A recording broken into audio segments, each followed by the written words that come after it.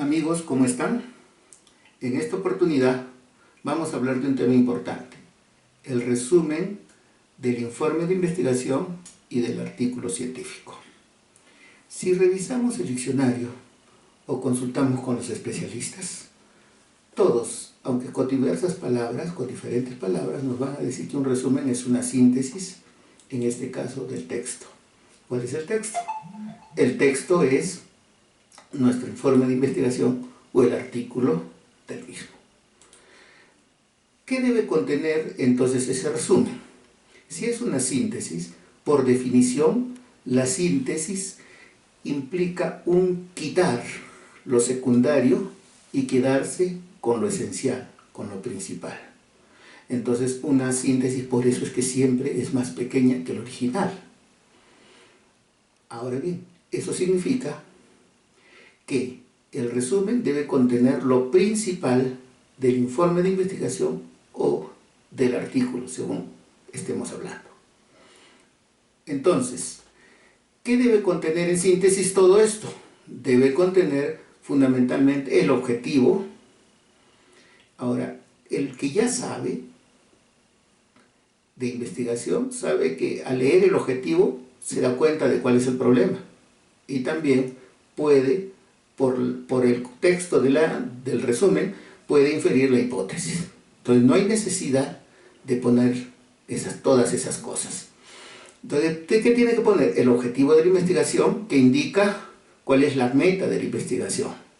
Luego tiene que poner el método, es decir, cómo hizo la investigación, las técnicas e instrumentos, con qué hizo la investigación, los sujetos, con quién hizo la investigación, y los resultados, y además las conclusiones principales. Fíjense que estoy subrayando los conceptos resultados principales y conclusiones principales.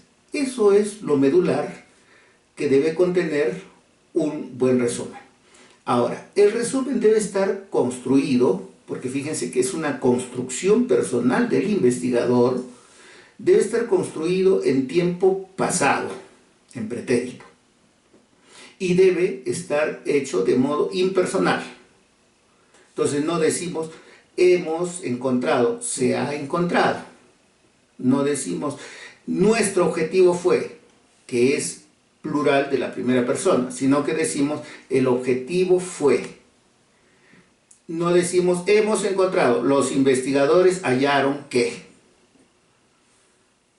APA sugiere que un buen resumen debe tener aproximadamente 120 palabras.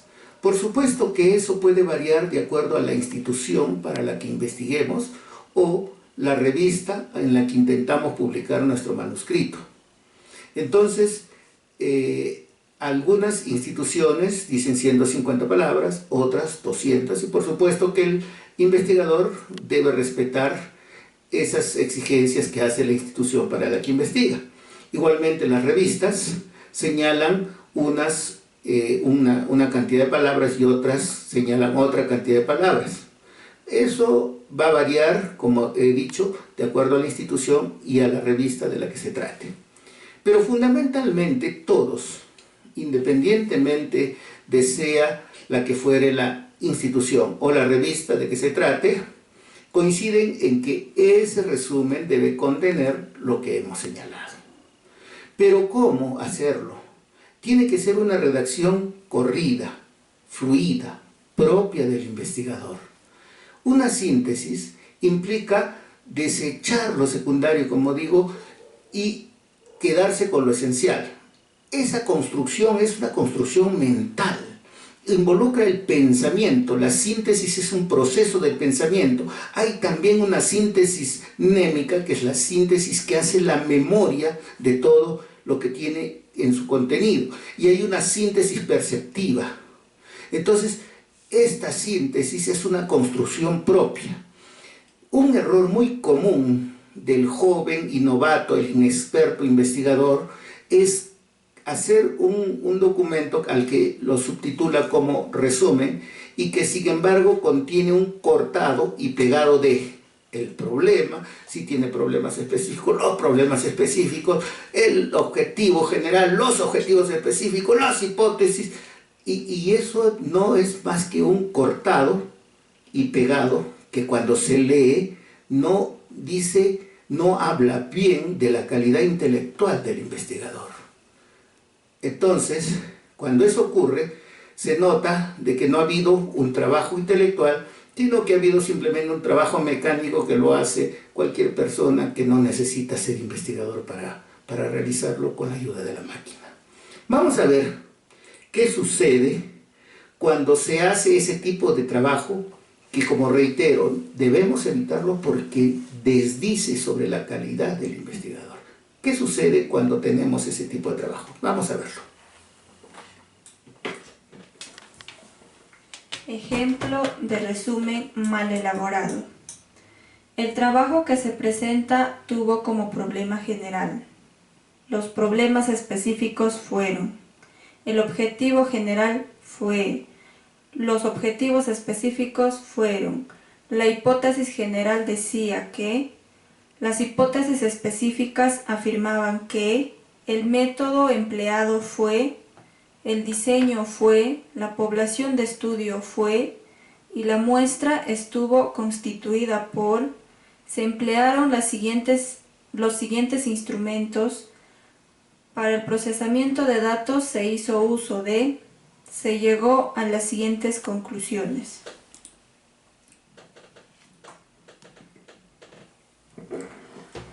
Quiero invitarlos a que hagan un pequeño ejercicio.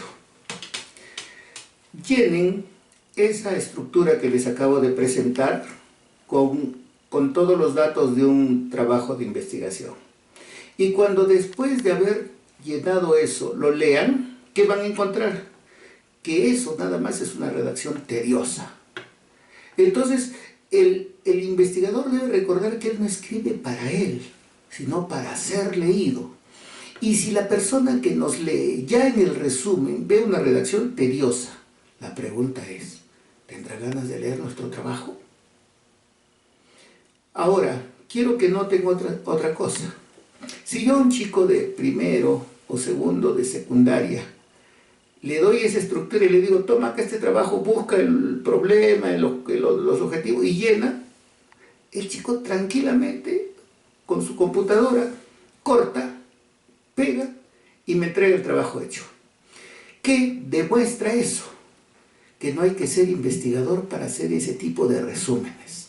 ¿Por qué? Porque en el sentido estricto ese no es un resumen. Ese es, como dije, un cortado y pegado, que es digno de un chico que está aprendiendo, sí, por supuesto, pero no de un investigador. Por tanto, amigos, tengan mucho cuidado con ese tipo de problemas. ¿Qué puede pasar? ¿Qué podemos hacer? Nosotros sí podemos hacer un buen resumen que como lo vamos a apreciar enseguida, puede ser más sintético, más ágil y que va a invitar a la lectura. Voy a presentarles, como les he presentado hace un momento, un ejemplo, otro, de cómo podría ser la estructura de un resumen de una investigación descriptiva. Vamos a verlo.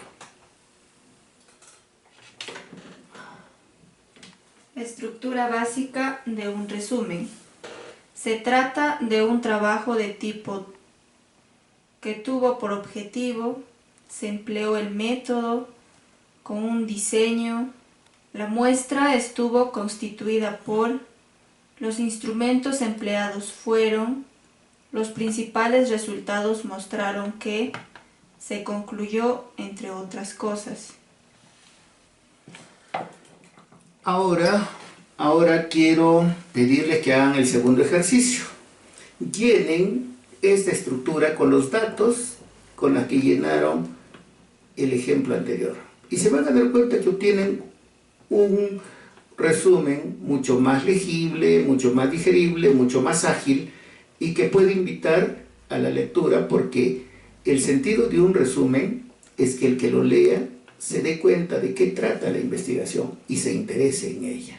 Hagan el ejercicio y se percatarán de que en el primer caso ya solo al leer ya nos aburrimos, y en el segundo como tiene más agilidad, pero tiene toda la información pertinente, entonces podríamos interesarnos por el trabajo del que se trata.